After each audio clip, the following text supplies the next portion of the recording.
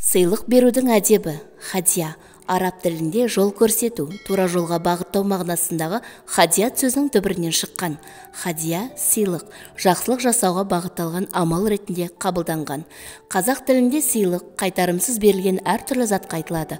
Сондықтан да берілген барлық сыйлық жеке мүлік болып есептеледі. Сыйлық беру әдебі жергілікті халықтардың әдет-ғұрпына сай өзгереді, әрі тарихы да өте терең. Заманауи антропологиялық зерттеулерде қарапайым халық арасында қайтарымсыз берілген сыйлықтар қоғамда қарым-қатынас құру, белсенділігі мен беделін арттыру үшін берілгені туралы да көп айтылады. Осы себептен де алғашқы дәуірден бастап сыйлық беру мәдениетін, қоғамдық көмекке негізделген зат алмасу, экономикалық дамудың бір түрі деуге болады. Діндер тарихында Құдайға арнап берілген сыйлықтар Құдайдан көмек сұрау өзін, жанұясын, отанын бәле-жаладан сақтау мақсатында беріледі деп топшаланған. Сондай-ақ бұрынғылардан қалған өсиеттерде әлеуметтік және діни өмірдің бір бөлігі болып саналатын сүйіспеншілік, құрмет және ризашылықтың белгісі ретінде сыйлықтар берілген жайлы айтылады. Бұлардан бір шаңырақта тұратындар өз арасында берілген сыйлықтар, тойда және мемлекет тарапынан берілген сыйлықтар мен әкімдерге, патшаларға сыйлық беру кеңінен тараған. Бұған қоса арам пиғылын іске асыру үшін пара ретінде берілген сыйлықтарға тыйым салынған және бұндай істерді әдепсіз деп айыптаған. Құран кәрімде сыйлық беру және оны алу туралы арнайы үкім жоқ. Тек қана Себе елінің патшайымы Сүлейменге бірнеше сыйлық жібергені туралы айтылады.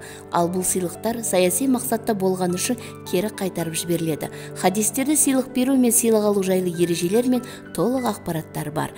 Пайғамбарымыз Мұхаммед саллаллаху алейхи уассалам сыйлық беру адамдар арасындағы сүйіспеншілік пен достықты арттырып, қызғаныш, өзімшілдік пен ашуланшылдық секілді жағымсыз сезімдер жоятын, сондай-ақ ризық несібені көбейтетін туралы айта келе, берілген сыйлықтардың негізгі мақсатында теріс пиғылы бар сыйлықтарды қабыл алмауымызды ескертеді. Алла елшісі саллаллаху алейхи уассалам көрші елдердің билеушілеріне, достарына және жанұя мүшелеріне түрлі сыйлықтар беретін. Пайғамбарлық парызының талабы ретінде қайырымдылық мақсатында берілген заттарды қабылдамайтын, ал таза әрі адал болған сыйлықтарды қабылдайтын, әрі сол адамға сыйлықпен жауап беретін.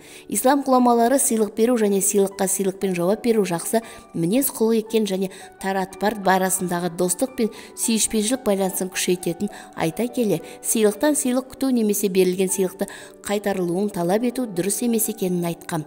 Өйткені берілген сыйлық сол мезеттен бастап жеке мүлкі болып саналады. Сонымен қатар, кейбір ислам ғұламалары жоғары деңгейдегі мемлекеттік шенеуніктерден сыйлық алуды орынды деп санамайды. Себебі басқалар алдында берілген сыйлықты негізге алып, теріс пиғылын пайдалануы әбден мүмкін.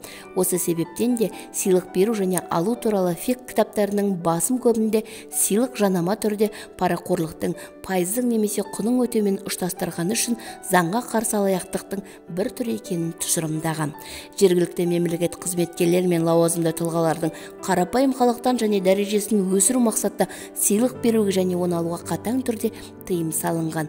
Ерлі-зайыптылар, жанұя мүшелері, туыстар және достар арасында сыйлық беру және алу жақсы әдет, әрі бұл әдетті ислам діні мақұлдаған. Сыйлық алу мен беру адам табиғатында, адами және әлеуметтік қатынастарда, махаббат пен достық құруда көптеген жағымды әсері бар екендігі белгілі. Сондай-ақ хадистерде осы бағыттағы ұсыныстар мен амалдардың көптеген мысалдары да бар. Алайда ғұламалар сыйлық беру немесе алу барысында мұқият болуды ескереді.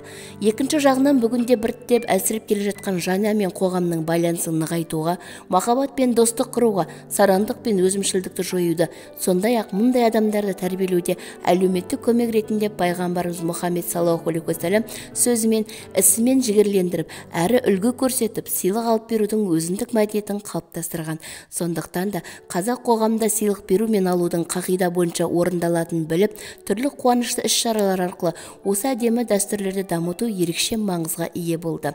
Алайда адамдардың материалдық және айлық жалақысының құнды сыйлық беру әдет-ғұрып пен дәстүрлі исламдық түсінікке сәйкес келмейтінін атап айтып жеткен жөн.